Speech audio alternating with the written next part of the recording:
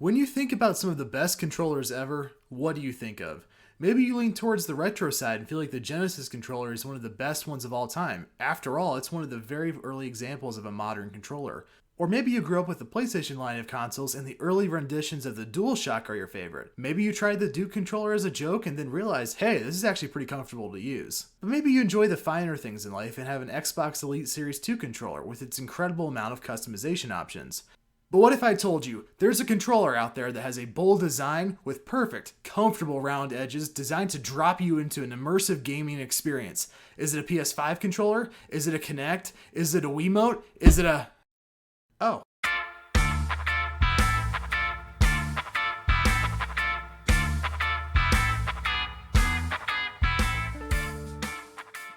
When a game is about to release, you'll usually see a lot of marketing for it. This can take the form of commercials, interviews with the developer, or even print advertising. But back in the early 2000s, it was really popular to create a unique or cool controller specifically for your game, and this would help your game stand out against the competition.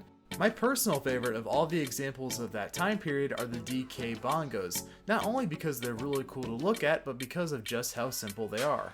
Let's break this device down here. Well, what sticks out the most is that they look like an actual pair of bongos, complete with a leathery finish on the top for each bongo drum.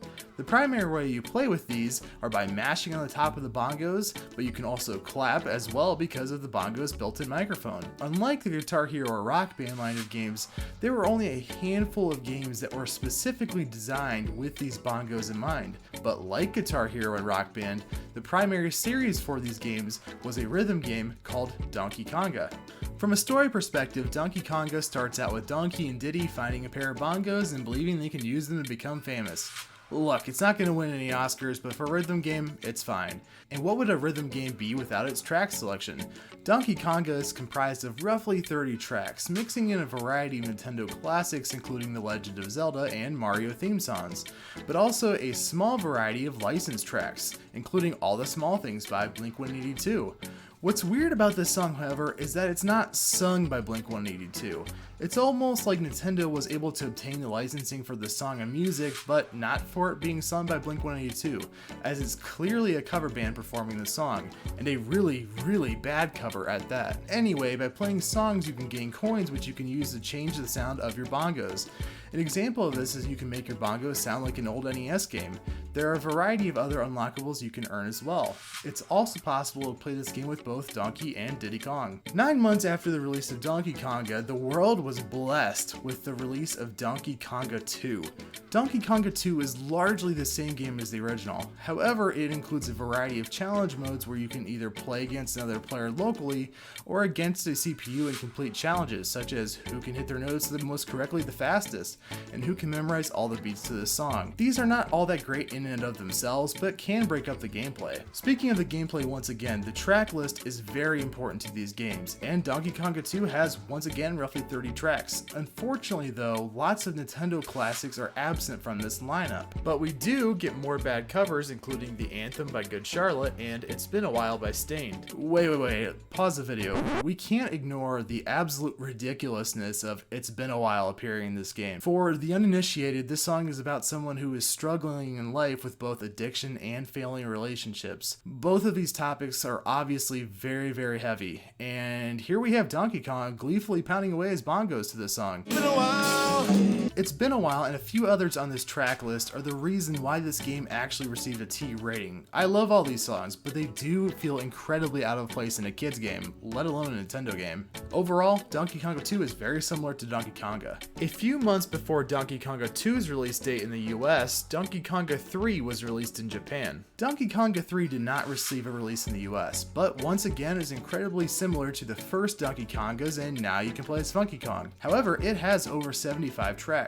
Each of the Donkey Konga games contains several battle or teamwork multiplayer modes, where players can battle one another with up to 4 bongo sets. However, it's not clear if many players were able to experience this, as the bongos bundled with either Donkey Konga or Jungle Beat retailed for roughly $50, and it's a lot to ask someone to spend potentially $200 on plastic bongo drums, to use for only a handful of games. However, the bongos were retailed by themselves, but I can't find any pricing information for what they retailed at, so if you know, let me know in the comments comments below. But if all your friends had them, it wouldn't be a big deal. And these games could be played with a standard GameCube controller in a pinch. The Donkey Konga games are fun. When I think back to when I used to play these bongos all the time, only one game comes to my mind, and that's Donkey Kong Jungle Beat. Donkey Kong Jungle Beat is a platformer where you play as Kirby.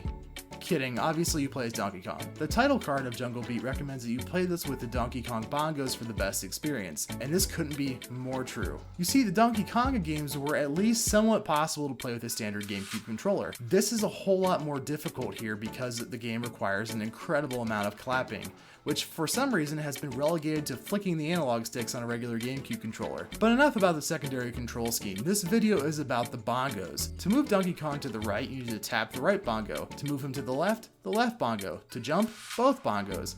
And to beat up enemies or interact with someone, clap your hands. As you might have guessed, this can quickly become a workout as constantly tapping the bongos is necessary. Thankfully, the levels are really short, with most being able to be completed in, at, or around 6 or 7 minutes. Jungle Beat also distracts you from the pain by making each level feel and look different, which is nice, otherwise this could get old really quickly. The differentiation is also helped out because of the game's strong sense of progress. Each world, or kingdom as the game refers to them, are only comprised of 2 levels and a boss fight. Because of the sense of progress, rapid pacing, and chaotic aesthetic the game goes for, combined with you pounding away at your controller to beat up enemies, it all but guaranteed that you're going to be glued to your screen and scrambling to tap your bongo to start the next mission. Donkey Kong Jungle Beat is an absolute blast, and I feel it's often overlooked in the GameCube's library because of it almost, but not quite, requiring the DK Bongos accessory. I mean, think about all the platformers you've played. How many of them even feel or control remotely similar to this? It's a fantastic system that, even with its flaws, works incredibly well.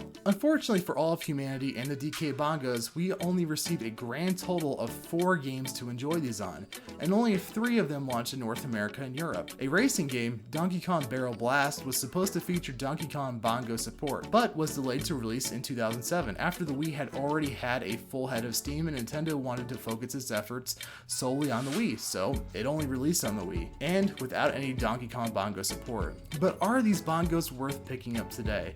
This might be a surprise, but I really feel like they are. These plastic drums provide an experience literally unlike anything else in gaming, and they certainly look good as an interesting shelf piece. Plus, unlike the prices of a lot of other GameCube accessories and games, the bongos in all 3 North American games are actually reasonably priced. Have you ever had an opportunity to experience Donkey Kong Bongos? What was your experience like? Be sure to let us know below. Speaking of Nintendo games and Wii games more broadly, have you ever played The Blob?